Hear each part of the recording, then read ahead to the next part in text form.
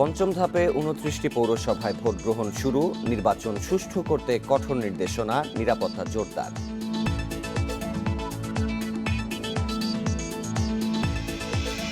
সিরাজগঞ্জে ৭ ঘণ্টা পর নবজাতক উদ্ধার, একই বাড়িতে মিলল আরেক শিশু মাহিমের মরদেহ, আটক ৬।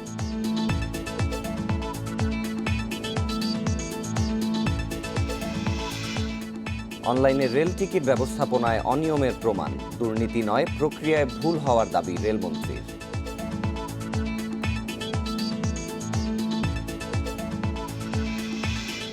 কারাগারে মুশতাকের মৃত্যু মানবাধিকার লঙ্ঘন, শাহবাগে সংঘর্ষের ঘটনায় পুলিশের হত্যা চেষ্টা মামলা।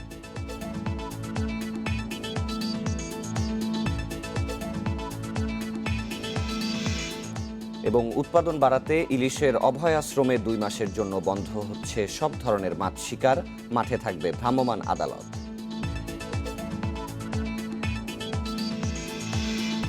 স্বাগত সকাল ৯টার বিরতিহীন ইন্ডিপেন্ডেন্ট সংবাদে, সাথে আছি সাফাত বিন ফরিদ। আমি আছি আতিফান জুমান। শিরোনামগুলো শুনছিলেন এতক্ষণ, চলে যাচ্ছি পুরো খবরে।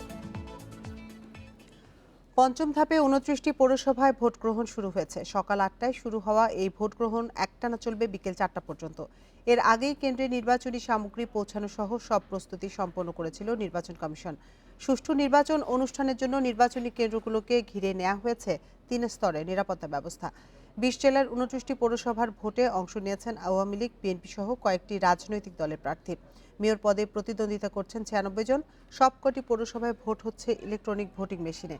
এ দফায় ৩১টি পৌরসভায় ভোট হওয়ার কথা থাকলে উচ্চ আদালতের রায়ে নির্বাচন স্থগিত হয় যশোরে। আর ভোট গ্রহণের আগ মুহূর্তে জামালপুরের দেওয়ানগঞ্জ পৌরসভার নির্বাচন স্থগিত করে নির্বাচন কমিশন। এদিকে চট্টগ্রামের রাউজান পৌরসভায় মেয়র ও কাউন্সিলর সহ সব পদের প্রার্থী বিনা প্রতিদ্বন্দ্বিতায় জয় পেয়েছেন।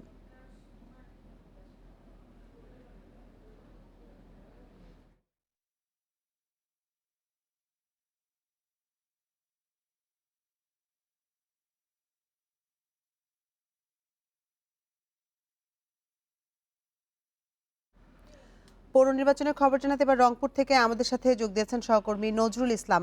নজরুল, ১ ঘন্টা পেরিয়ে গেছে নির্বাচনের, ভোট কেন্দ্রে ভোটারের উপস্থিতি কেমন দেখছেন আর সার্বিক নিরাপত্তা পরিস্থিতি কেমন দেখছেন?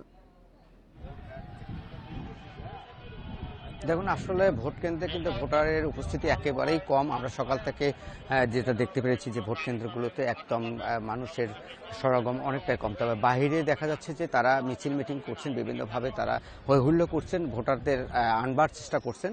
আমরা দেখেছি যে পৌর নির্বাচনে কিন্তু হারাগাছে যেসব প্রার্থী রয়েছেন ৪ জন, তাদেরকে কাউকে কিন্তু এখন পর্যন্ত আমরা মাঠে দেখতে পাইনি, এবং যারা কাউন্সিলর রয়েছেন তারা কিন্তু আসছেন ভোট কেন্দ্রগুলোতে। আপনারা নিশ্চয়ই দেখতে পাচ্ছেন যে এই ভোট কেন্দ্রে যে ভোটার রয়েছেন, অর্থাৎ ২টি কেন্দ্র একসঙ্গে এখানে, অর্থাৎ ১৪-১৫ কেন্দ্র, ২টি কেন্দ্র যে তুলনায় লোক হওয়ার কথা সেটি কিন্তু এখনও নাই। তবে বেলা বাড়ার সাথে সাথে প্রশাসনের পক্ষ থেকে যেটা বলা হচ্ছে যে আরও কিছুক্ষণ সময় পরে, অর্থাৎ দুপুর ১২টার পর থেকে হয়তো বা লোকজন আসা শুরু করবে, তারা বিভিন্ন দিক থেকে চলে আসবেন, এটি আসলে বলা হচ্ছে। তবে আরেকটা বিষয় জানিয়ে রেখেছে, গতকাল রাত্রে কিন্তু বিদ্রোহী প্রার্থীর ১৪ জন অর্থাৎ যারা বহিরাগত প্রবেশ করতে ধরছিল তাদের জরিমানা করা হয়েছে ৭০,০০০ টাকা। এটি আসলে নিরাপত্তার যে চাদরে ঢাকিয়ে রাখা হয়েছে, এটি আসলে নিরাপত্তা জোরদার করা হয়েছে। যে ৪ স্তরের নিরাপত্তা এখানে রাখা হয়েছে, র্যাব, পুলিশ, বিজিপি এবং সাদা পোশাকের পুলিশ, তারা কিন্তু এবং স্ট্রাইকিং ফোর্স, ম্যাজিস্ট্রেট এখানে ১২ জন কাজ করছেন।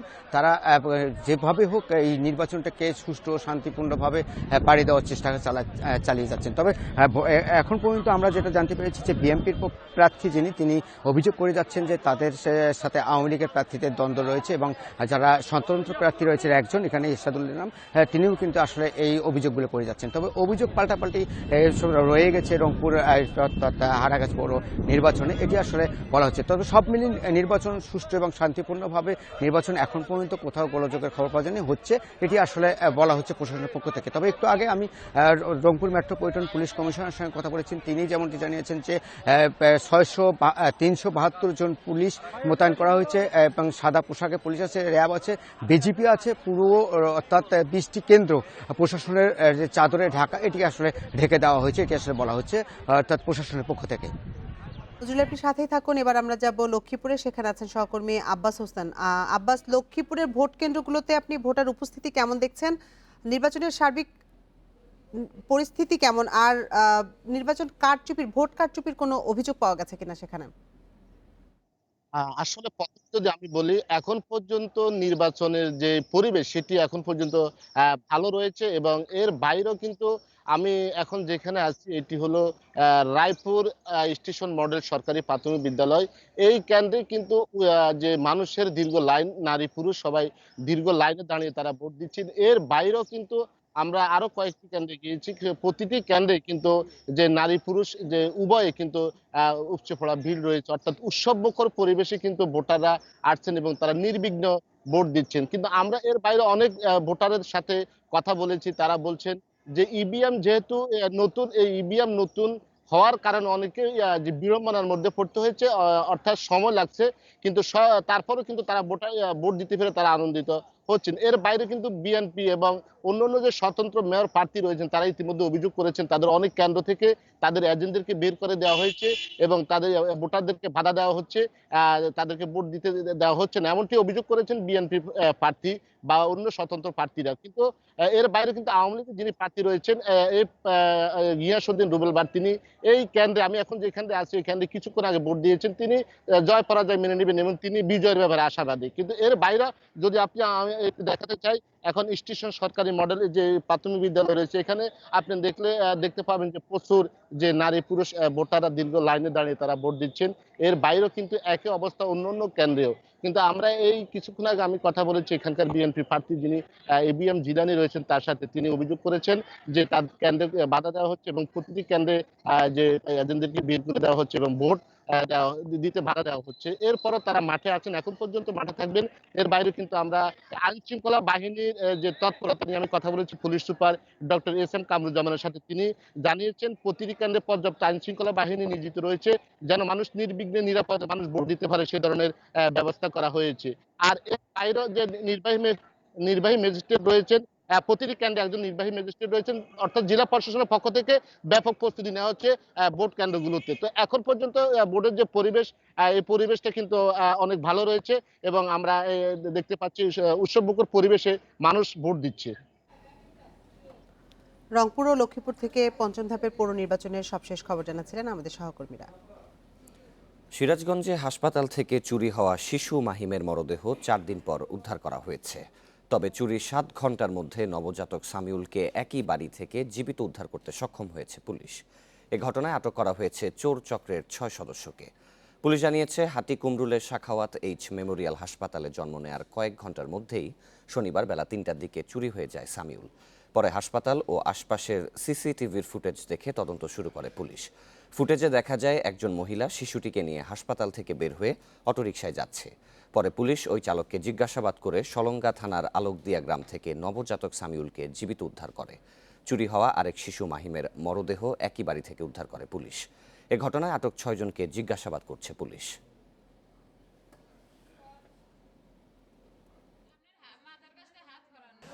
13 বছর পরে আমার এক ছেলে হয়েছে, সে ছেলে চুরি হয়ে গেছিল। পুলিশ প্রশাসনের সহযোগিতায় আমার ছেলে ফিরে পেয়েছি। আমি পুলিশ প্রশাসনের ধন্যবাদ। কারাগারে মুশতাক আহমেদের মৃত্যুতে নিন্দা ও উদ্বেগ জানিয়েছে জাতীয় মানবাধিকার কমিশন। এক প্রেস বিজ্ঞপ্তিতে একে মানবাধিকারের চরম লঙ্ঘন বলে অভিহিত করা হয়েছে। বিজ্ঞপ্তিতে বলা হয়েছে, অনাকাঙ্ক্ষিত যে কোনো মৃত্যু সংবিধান ও মানবাধিকার পরিপন্থী। কারাবন্দী অবস্থায় মৃত্যুর দায় রাষ্ট্র বা এর অধীনস্থ সংস্থা কোনোভাবেই এড়াতে পারে না। সুষ্ঠু ও নিরপেক্ষ তদন্তের মাধ্যমে মুশতাকের মৃত্যুর সঠিক কারণ উদ্ঘাটন করে তা কমিশনকে অবহিত করতে স্বরাষ্ট্র মন্ত্রণালয়ের সুরক্ষা সেবা বিভাগে চিঠি দেওয়ার কথাও জানিয়েছে কমিশন।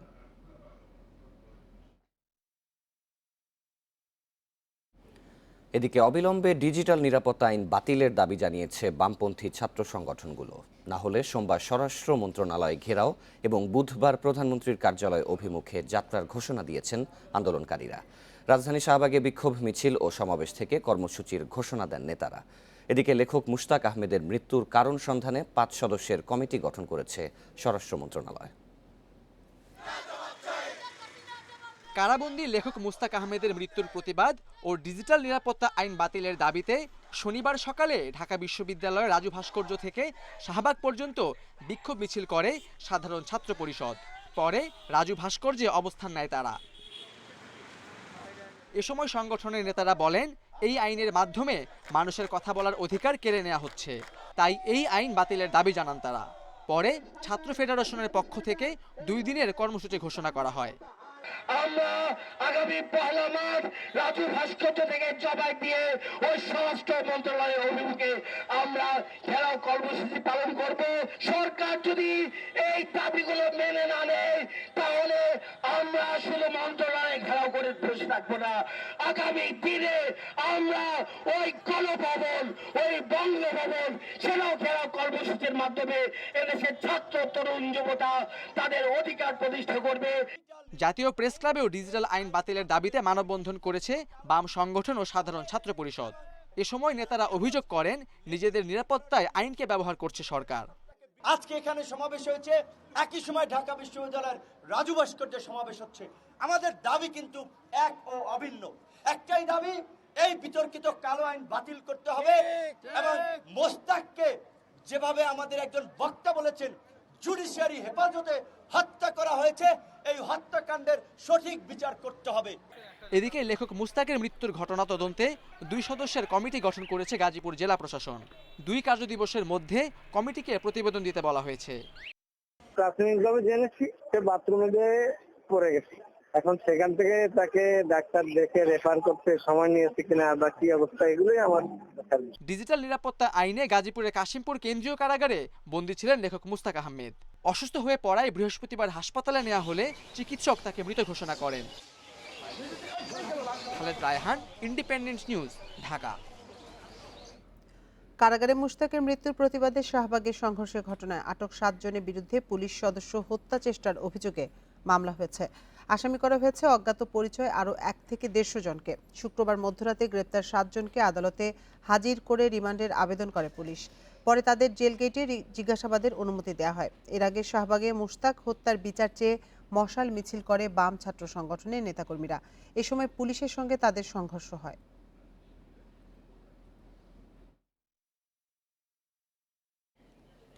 উন্নয়নশীল দেশ হওয়ার কৃতিত্ব দেশবাসীকে দিলেন প্রধানমন্ত্রী শেখ হাসিনা। আর এই অর্জন নতুন প্রজন্মকে উৎসর্গ করে বললেন, এক যুগ আগের বাংলাদেশ আর আজকের বাংলাদেশ এক নয়। আজকের বাংলাদেশ এক বদলে যাওয়া দেশ। করোনার কারণে প্রায় 1 বছর পর সংবাদ সম্মেলনে এলেন প্রধানমন্ত্রী। গণভবন থেকে ভার্চুয়ালি তিনি কথা বলেন প্রধানমন্ত্রীর কার্যালয়ে থাকা সাংবাদিকদের সঙ্গে। স্বল্পোন্নত থেকে উন্নয়নশীল দেশে উত্তরণের অর্জন তিনি উৎসর্গ করেন নতুন প্রজন্মকে। মুজিববর্ষ স্বাধীনতার সুবর্ণ জয়ন্তীতে ঐতিহাসিক অর্জন গর্বের জানিয়ে শেখ হাসিনা বলেন, দেশবাসীর সম্মিলিত প্রচেষ্টায় তা সম্ভব হয়েছে।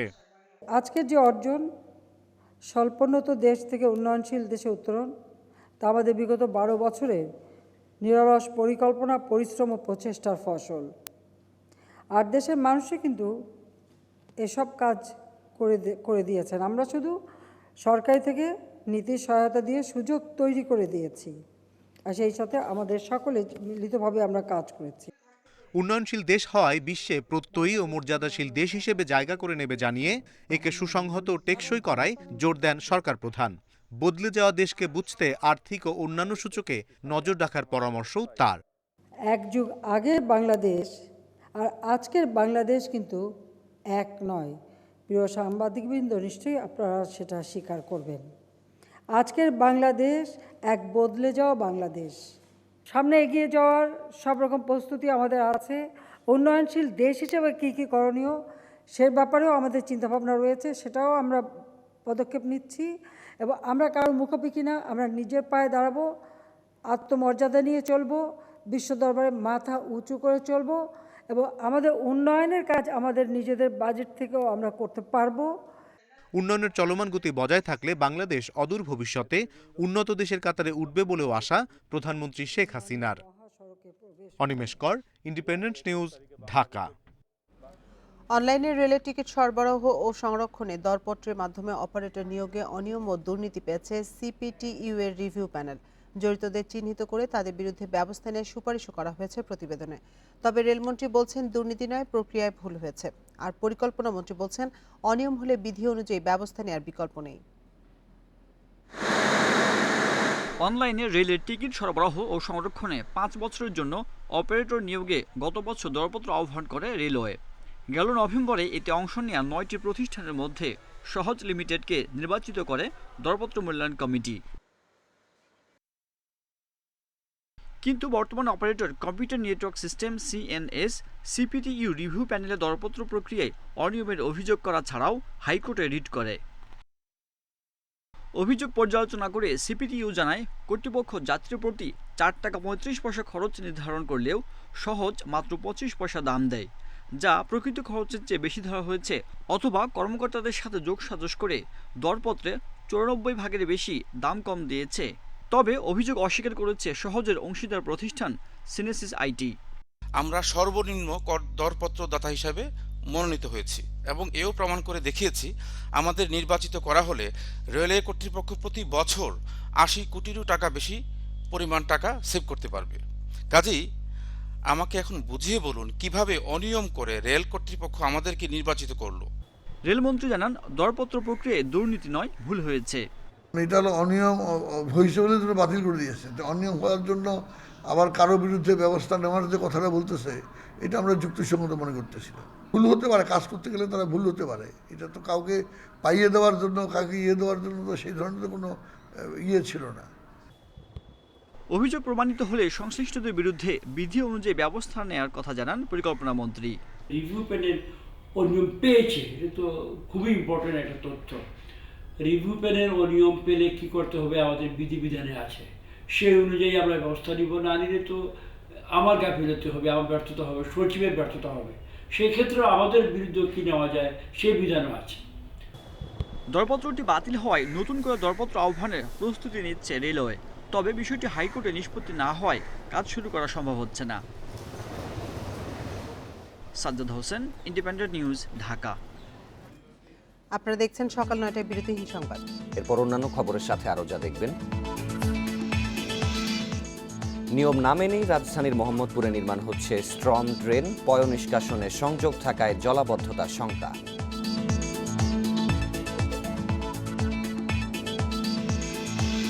প্রিমিয়ার লিগ ফুটবলে বিকেলে লড়বে আবাহনী বসুন্ধরা। ইনজুরি চিন্তা আকাশী নীলের, জয় চায় বসুন্ধরা।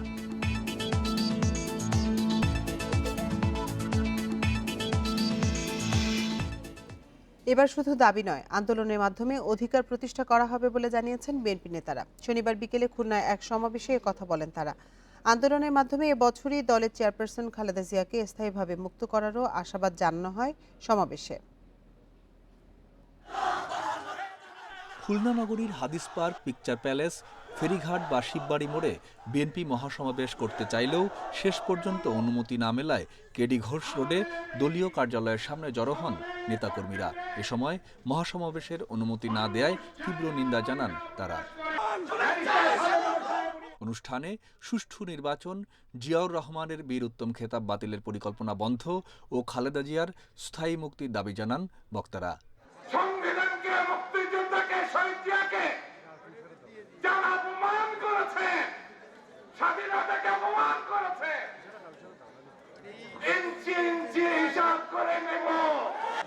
বিচারে, আইনে, আদালতে সাব্যস্ত হবে। অনুষ্ঠানের প্রধান অতিথি দলের ভাইস চেয়ারম্যান শাহজাহান ওমর বলেন, আন্দোলনের মাধ্যমে সরকারের পতন ঘটিয়ে নির্দলীয় নিরপেক্ষ সরকারের অধীনে নির্বাচনের অধিকার আদায় করা হবে। নির্দলীয় নিরপেক্ষ সরকার হাতে যেটা 50টা সিট পাবে না, কাজে আমাদের দাবি আমাদের আদায় করতে হবে। আদায় করতে আন্দোলনের মাধ্যমে, সংগ্রামের মাধ্যমে, জেল দেওয়াতে, জুলুম করতে, মামলা দিয়েছে, মাথা ফাটা, আইটি মিটিং চেষ্টা, কিন্তু এর একটা ফলাফল ইনশাআল্লাহ। এছাড়াও বক্তব্য দেন দলের ভাইস চেয়ারম্যান নিতাই রায় চৌধুরী এবং 6 সিটি কর্পোরেশন নির্বাচনের সাবেক মেয়র প্রার্থী সহ কেন্দ্রীয় নেতারা। সরকার পুনঃপ্রতিষ্ঠার মাধ্যমে আবারও জনগণের সরকার প্রতিষ্ঠা করব। Independent news desk. Sheikh Mujibur রহমানের 7 মার্চের ভাষণ অবশ্যই ঐতিহাসিক, এমন মন্তব্য করেছেন বিএনপি মহাসচিব মির্জা ফখরুল ইসলাম আলমগীর। শনিবার দুপুরে রাজধানীর গুলশানের একটি হোটেলে স্বাধীনতার সুবর্ণ জয়ন্তী উদযাপন উপলক্ষে সাংবাদিকদের সঙ্গে এক মতবিনিময় সভায় এ মন্তব্য করেন তিনি। স্বাধীনতার সুবর্ণ জয়ন্তী উদযাপনের মাধ্যমে মুক্তিযুদ্ধের সঠিক ইতিহাস তুলে ধরতে চায় বিএনপি। সে লক্ষ্যেই বিএনপির এই মতবিনিময়।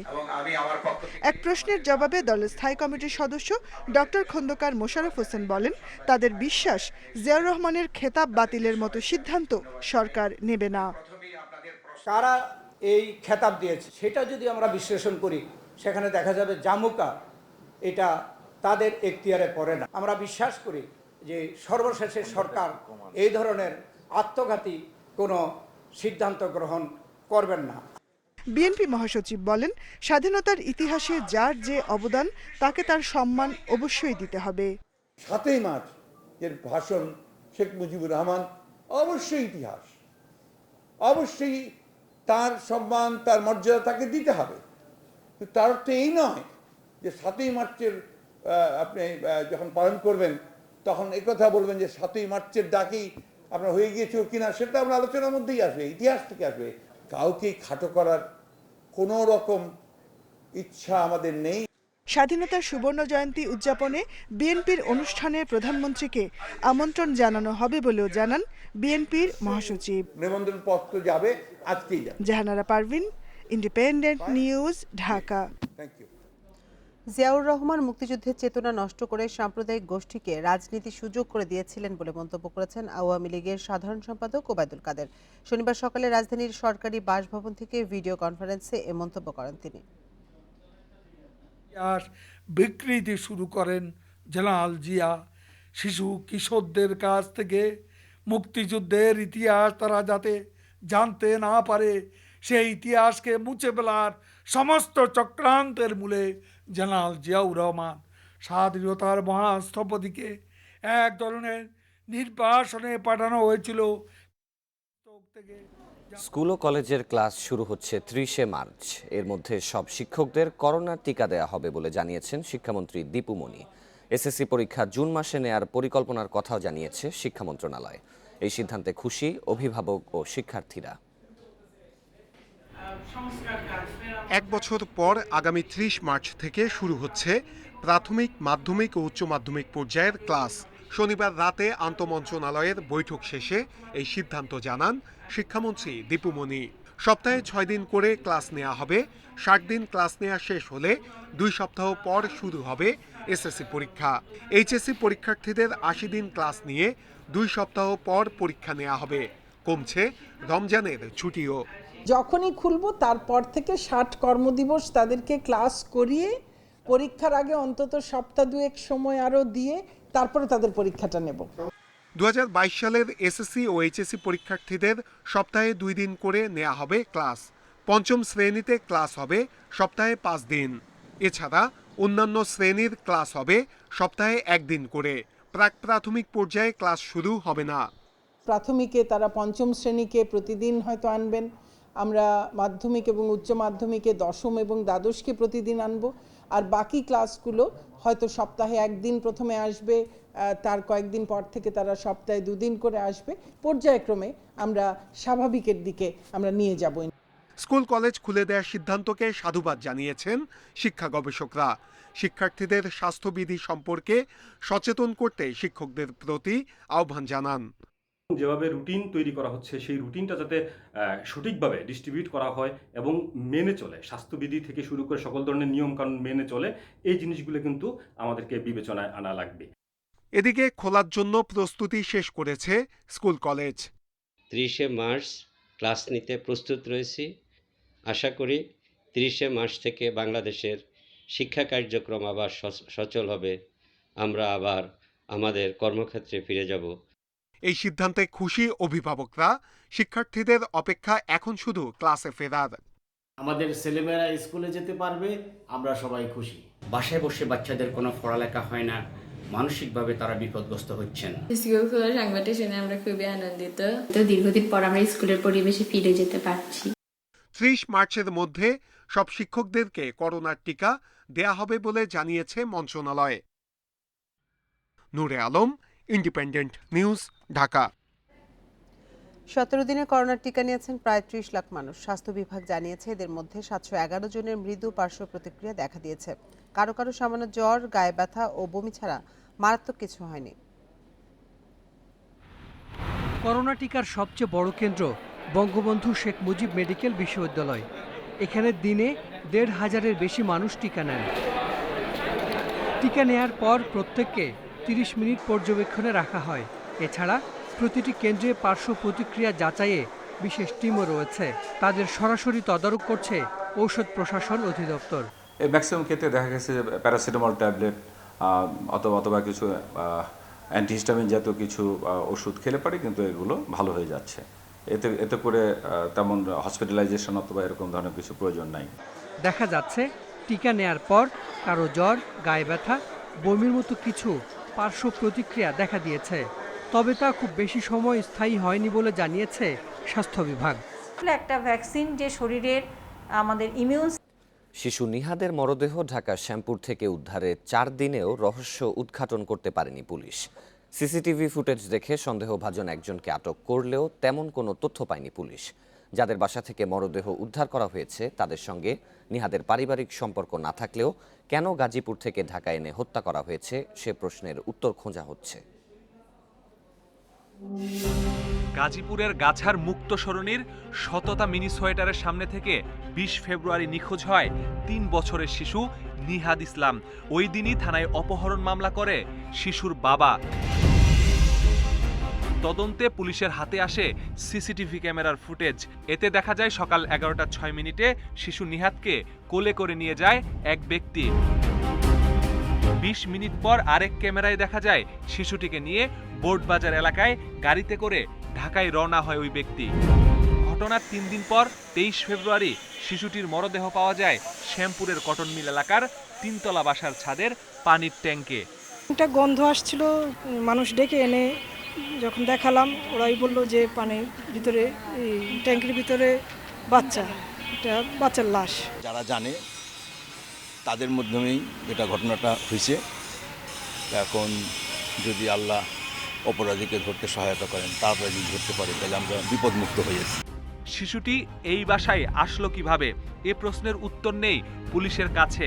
গাজীপুরের গাছা ও ঢাকার শ্যামপুর থানা যৌথভাবে তদন্ত করছে মামলার। তবে পুলিশ বলছে এ ঘটনায় আটক সোহেলকে 2 দিনের রিমান্ডের জিজ্ঞাসাবাদে উন্মোচন হবে রহস্য। আসামিকে 2 দিন রিমান্ড আইনা দিয়ে আরো কোনো তথ্য বের করতে পারি, যেখানে একটা পজিটিভ কিছু পাওয়ার সম্ভাবনা আছে। তারপর এই ছেলেটাও আমাদের আমরা 100% মনে করি, তারপর আমরা যাচাই বাছাই আর করতে। অপহরণের পর মুক্তিপণ আদায়ে ব্যর্থ হয়ে নিহাদকে হত্যা করা হয়েছে বলে ধারণা পুলিশের। পারিবারিক শত্রুতাও থাকতে পারে, তাদের জায়গা জমির শত্রুতাও থাকতে পারে, বিভিন্ন বিষয় জানে যে বলাৎকারের একটা বিষয় থাকে ছোট ছোট বাচ্চাদের প্রতি, এরকমও কারো কোনো নেশা থাকতে পারে। ঘটনার রহস্য উদ্ঘাটন করতে না পারায় হতাশ শিশুর পরিবার। ফুটেজ তো দেখছেন অবশ্যই, মনে হয় এগুলো দেখার পরেও দেখছি সেজন্য ওনারা ধরতে পারতেছে না। এটা তো আমরা চাই যে এটা আসামির ধরা পড়ুক এবং শাস্তি হোক। তবে পুলিশের দাবি ঘটনায় জড়িতদের ধরতে ঢাকা ও গাজীপুরে অভিযান চলছে। Masudur Rahman, Independent News, Dhaka. কোনো নিয়মনীতি তোয়াক্কা না করেই রাজধানীর মোহাম্মদপুরে নির্মাণ করা হচ্ছে স্টর্ম ড্রেন। বাসাবাড়ির পয় নিষ্কাশনের সংযোগ এসব ড্রেনে দেয়া নিষেধ থাকলেও তা মানছে না কেউই। উত্তর সিটি কর্পোরেশন বলছে অনিয়ম হলে ঠিকাদারি প্রতিষ্ঠান সহ সংশ্লিষ্টদের বিরুদ্ধে ব্যবস্থা নেওয়া হবে। 31 মার্চের পর পয় নিষ্কাশনের কোনো সংযোগ থাকবে না স্টর্ম ড্রেনে। রাজধানীর মোহাম্মদপুরের 29 নম্বর ওয়ার্ড কাউন্সিলরের কার্যালয়ের পাশে এই কর্মযজ্ঞ। বৃষ্টির পানি নিষ্কাশনের জন্য তৈরি হচ্ছে নতুন স্টর্ম ড্রেন। সিটি কর্পোরেশনের আইন অনুযায়ী স্টর্ম ড্রেনে পয় নিষ্কাশনের কোনো সংযোগ থাকার কথা নয়। তবে নির্মাণাধীন এই ড্রেনের ক্ষেত্রে তা মানা হচ্ছে না।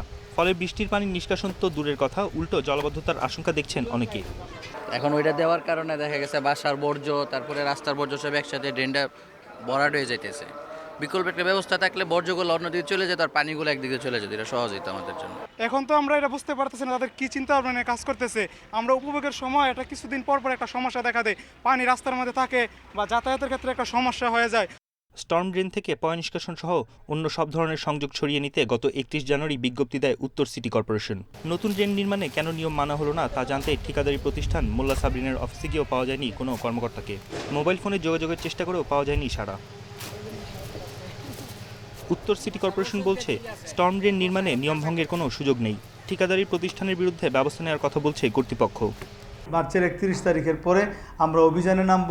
আমরা প্রাথমিকভাবে কিছু ভবন মালিককে, কিছু সংস্থার কর্তৃপক্ষকে আমরা বোঝানোর চেষ্টা করব যে আমরা আপনার লাইনটা বন্ধ করে দিচ্ছি এখন ওভারফ্লো হইলে আপনি দেখেন যে যন্ত্রণাটা কত ব্যাপক। প্রতিষ্ঠানের বিরুদ্ধে ব্যবস্থা নেওয়া যাবে না এমন কোনো বাধা নিষেধ আইনে নাই। ডিএনসিসির অন্য এলাকায় স্টর্ম ড্রেন নির্মাণে অনিয়ম হচ্ছে কিনা তাও খতিয়ে দেখার আশ্বাস দিয়েছে কর্তৃপক্ষ।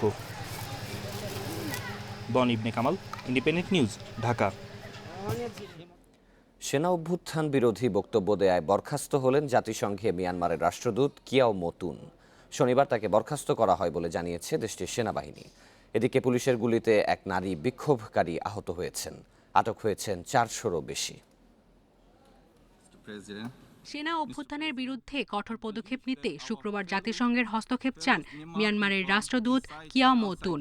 গণতান্ত্রিক সরকারের হাতে ক্ষমতা ফিরিয়ে দেওয়া সহ বাক স্বাধীনতা রক্ষায় আন্তর্জাতিক সম্প্রদায়ের সহযোগিতার আহ্বান তার। এর 24 ঘন্টার মাথায় কিয়াও মোতুনকে রাষ্ট্রদূত পদ থেকে সরিয়ে দেয় দেশটির সেনাবাহিনী।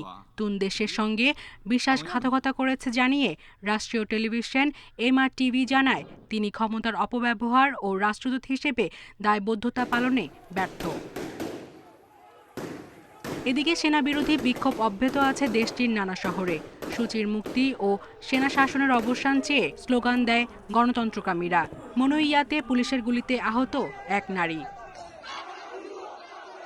দাউই শহরে পুলিশের ব্যারিকেড পেরোনোর সময় গণতন্ত্রকামীদের উপর টিয়ার গ্যাস ও রাবার বুলেট ছুড়েছে পুলিশ। ইয়াঙ্গুনে সেনাবিরোধীদের সড়কে জড়ো হতে দেয়নি আইন শৃঙ্খলা বাহিনী। সাংবাদিক সহ গ্রেপ্তার হয়েছেন 400-র বেশি বিক্ষোভকারী। সায়রা খান, ইন্ডিপেন্ডেন্ট নিউজ। বিশ্বে একদিনে করোনায় মারা গেছে 8,000-এর বেশি মানুষ। এ নিয়ে মোট প্রাণহানি ছাড়িয়েছে 25,36,000। নতুন 3,87,000-এর বেশি রোগী নিয়ে এ পর্যন্ত আক্রান্তের সংখ্যা 11,43,00,000-এর বেশি।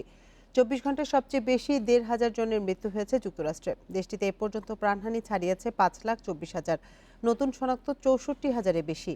ব্রাজিলে একদিনে মারা যাওয়া মানুষের সংখ্যা 1,200-র বেশি। নতুন শনাক্ত 59,000-এর বেশি রোগী।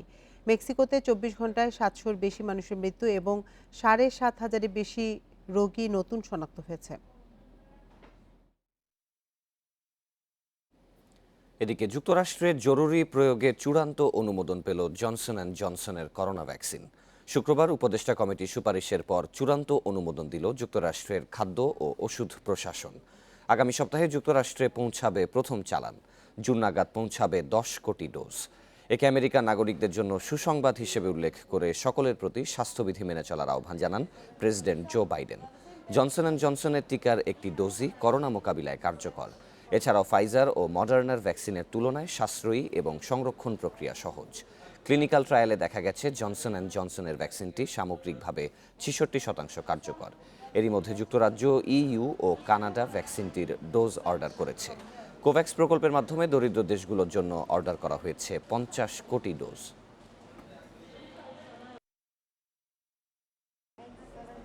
প্রিমিয়ার লিগ ফুটবলে আজ heavyweight match. Table topper Bashundhara কিংসের চ্যালেঞ্জ ঐতিহ্যবাহী আবাহনী। গুরুত্বপূর্ণ ম্যাচে ফুটবলারদের ইনজুরি নিয়ে চিন্তিত আকাশী নীল কোচ মারিও ল্যাম্পস।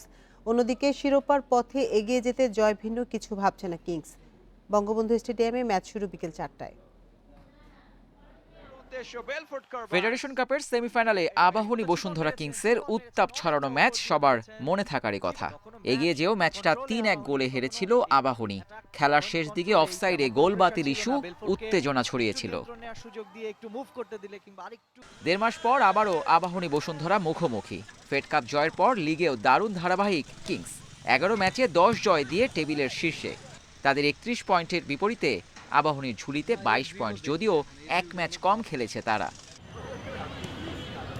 হেভিওয়েট ম্যাচের আগে আবাহনীর দুশ্চিন্তা ইনজুরি। মিডফিল্ডার মামুনুল, ফরওয়ার্ড জীবন, ডিফেন্ডার রায়হানকে পাওয়া যাবে না। হাইতিয়ান ফরওয়ার্ড বেলফোর্টও অনিশ্চিত। দলে বেশ কিছু ইনজুরি, কিন্তু লিগের এই মুহূর্তে এসব ভেবে লাভ নেই। বসুন্ধরা শক্তিশালী দল, শিরোপা রেসে থাকতে জয় পেতেই হবে। অবশ্যই আমরা চাইবো রিভেঞ্জ নিতে। আমরা ফেডারেশন কাপে ওদের কাছে 3-1 গোলে হেরেছি। এই ম্যাচটা আমাদের জন্য জিতাই লাগবে। League race also revenge match. ছন্দে থাকা বসুন্ধরা গেল ম্যাচেই শেখ রাসেলকে উড়িয়ে দিয়েছে 4 গোলে। জয়কে অভ্যাস বানিয়ে ফেলা কিংস আরও 3 পয়েন্ট যোগ করে শিরোপার পথে এগিয়ে যেতে প্রস্তুত। not only in performance but also in the আমরা ভালো খেলছি, কিন্তু আবাহনীর বিপক্ষে শুধু ভালো খেললেই হবে না, সতর্কও থাকতে হবে। জয় পাওয়াই আমাদের একমাত্র লক্ষ্য। benefit of Abahani, so it's completely an away game. ম্যাচের ফল অনেকটাই নির্ভর করবে দুই দলের একাধিক লাতিন ফুটবলারের উপর। লিগের সর্বোচ্চ 12 গোল কিংসের ব্রাজিলিয়ান ফরওয়ার্ড রবিনিওর, 9 গোল আর্জেন্টাইন রাউল বেসেরার, আর আবাহনীর ব্রাজিলিয়ান ফরওয়ার্ড ফ্রান্সিসকো তোরেসের গোল 6টি। Abidur Rahman, Independent News, Dhaka. সেরিয়ায় আবারও ভেরোনার কাছে হোঁচট খেল ইউভেন্টাস। অ্যাওয়ে ম্যাচে ড্র করেছে তুরিনের ওরলেদি। গোলশূন্য প্রথমার্ধের পর দ্বিতীয়ার্ধে ছন্দ খুঁজে পায় ইউভে। ক্রিস্টিয়ানো রোনালদোর গোলে এগিয়ে যায় ম্যাচের 49 মিনিটে। শেষ দিকে ফরওয়ার্ড আন্তোনিন বারাকের নৈপুণ্যে সমতা নিয়ে মাঠ ছাড়ে ভেরোনা। এই দলটির বিপক্ষে টানা 3 ম্যাচ জয়শূন্য রইল ইউভেন্টাস। এদিকে ফ্রেঞ্চ লিগ ওয়ানে জয়ে ফিরেছে পিএসজি। মোনাকোর বিপক্ষে হারের হতাশা কাটিয়ে দিজোকে বিধ্বস্ত করেছে ফরাসি জায়ান্টরা। এমবাপের জোড়া গোলে 4-0 ব্যবধানে জিতেছে পোচেত্তিনোর শিষ্যরা। নিউজিল্যান্ডে দ্বিতীয় দফায় কোভিড টেস্ট করা হয়েছে বাংলাদেশ ক্রিকেট দলের। ফলাফল আসবে আজ। কোয়ারেন্টিনের শেষ দিনে আরও একবার করা হবে টেস্টের রেজাল্ট নেগেটিভ আসলে মাস্ক ছাড়ে চলাফেরা করতে পারবে টাইগাররা। এদিকে দ্বিতীয় দিনের মতো হোটেল রুম থেকে বের হয়েছিলেন তামিম সৌম্যরা। আজও 1 ঘন্টা মুক্ত বাতাসে সময় কাটিয়েছে টিম টাইগার্স। বাকি সময় হোটেল রুমে ফিটনেসের কাজ করেছেন ক্রিকেটাররা। তাসকিন আহমেদ ফিট থাকতে বেশি সময় দিচ্ছেন ওয়ার্কআউটে। এছাড়া বিষাদ কাটাতে একে অন্যের সাথে ভিডিও কলে কথা বলছেন নিয়মিত। 1 মার্চ শেষ হবে টাইগারদের কোয়ারেন্টাইন।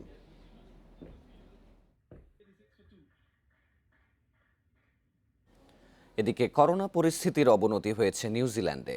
অকল্যান্ডে লকডাউন জারি করেছে দেশটির সরকার। এতে শঙ্কায় পড়েছে বাংলাদেশ নিউজিল্যান্ড সিরিজের তৃতীয় টি-20 ম্যাচ। অকল্যান্ডে 1 সপ্তাহের জন্য লেভেল 3 করোনা লকডাউন জারি করেছে নিউজিল্যান্ড। মাউন্ট মঙ্গানুইতেও একই অবস্থা।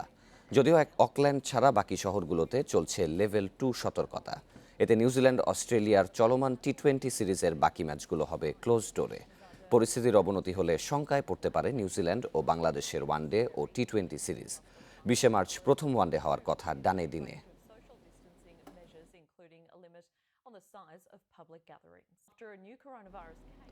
রোড সেফটি ওয়ার্ল্ড সিরিজ খেলতে ভারতের রফিকের বাংলাদেশ লিজেন্ডস সচিন, লারা, রোডসদের মতো কিংবদন্তিদের বিপক্ষে খেলার সুযোগ পেয়ে উচ্ছ্বসিত সুজন রফিকরা।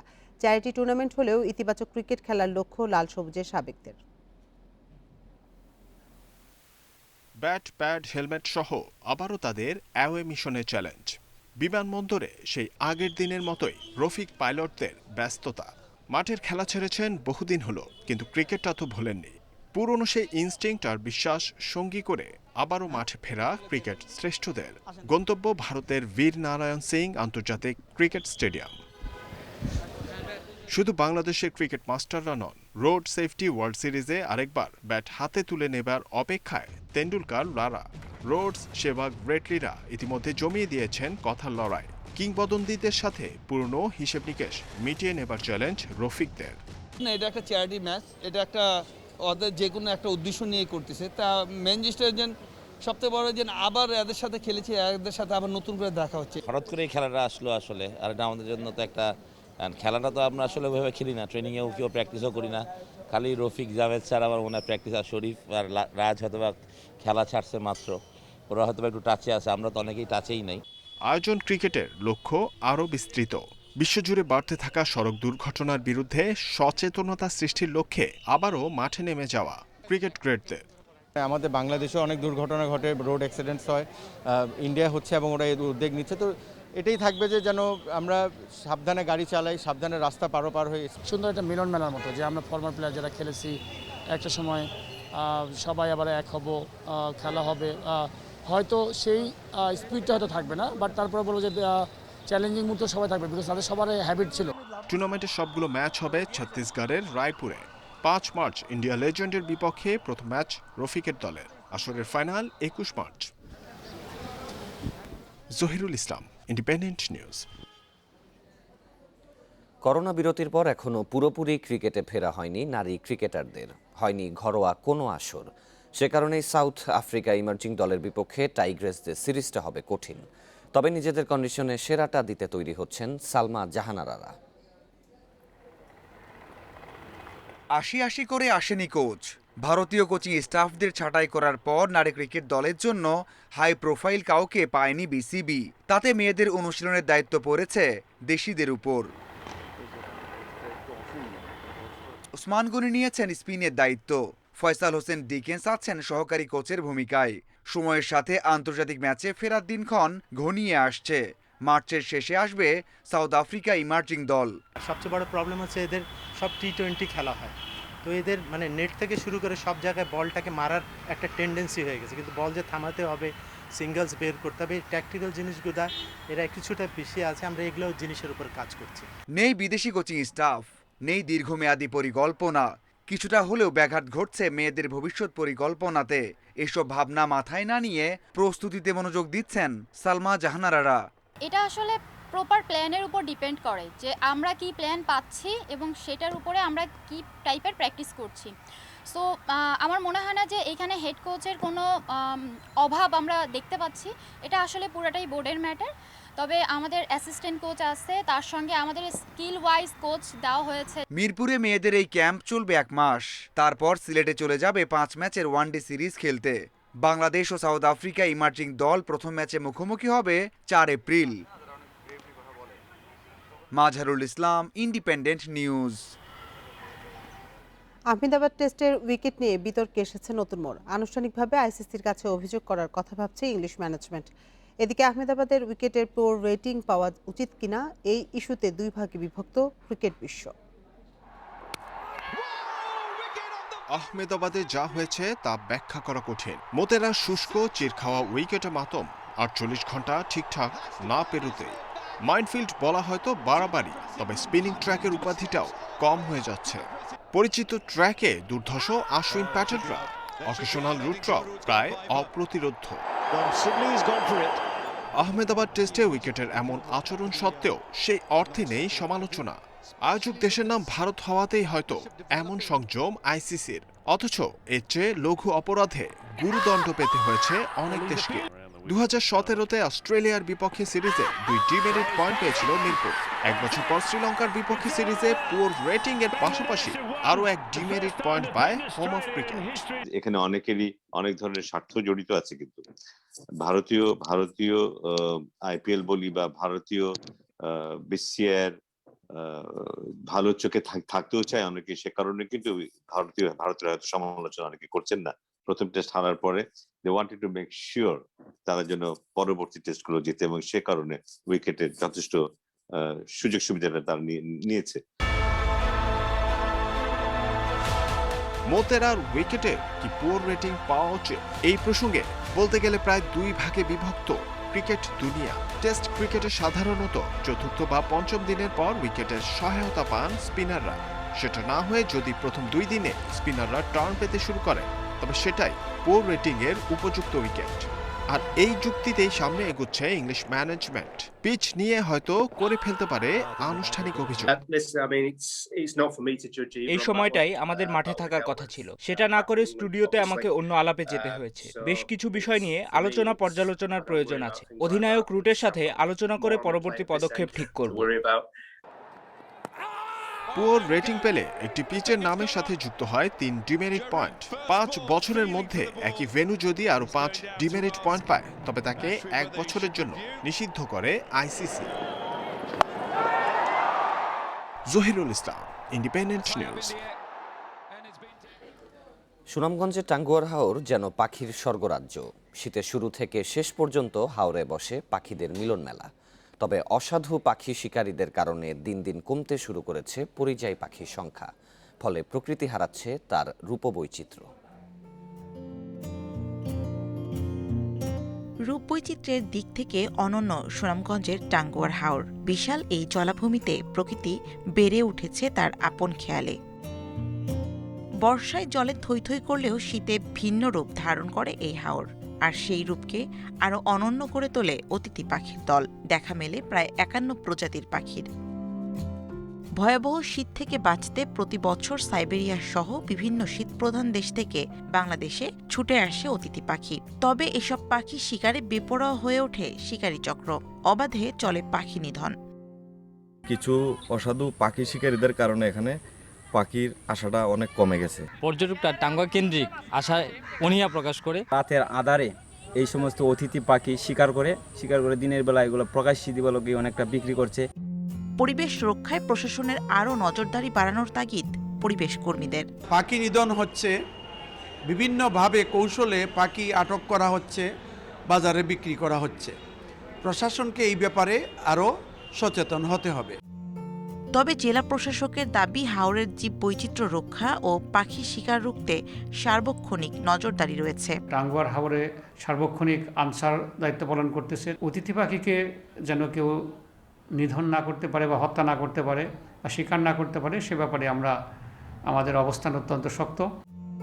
51টি জলমহল নিয়ে ৯,৭২৭ হেক্টর জায়গা জুড়ে গড়ে উঠেছে টাঙ্গুয়ার হাওর। বর্ষাকালে যার আয়তন দাঁড়ায় 20,000 একরে। Independent news desk. আর এই ছিল সকাল 9টার বিরতিহীন সংবাদে। ইন্ডিপেন্ডেন্ট টেলিভিশনের সব খবরে বিস্তারিত জানতে চোখ রাখুন ফেসবুক, ইউটিউব এবং টুইটারে। এতক্ষণ সাথে থাকার জন্য ধন্যবাদ সবাইকে।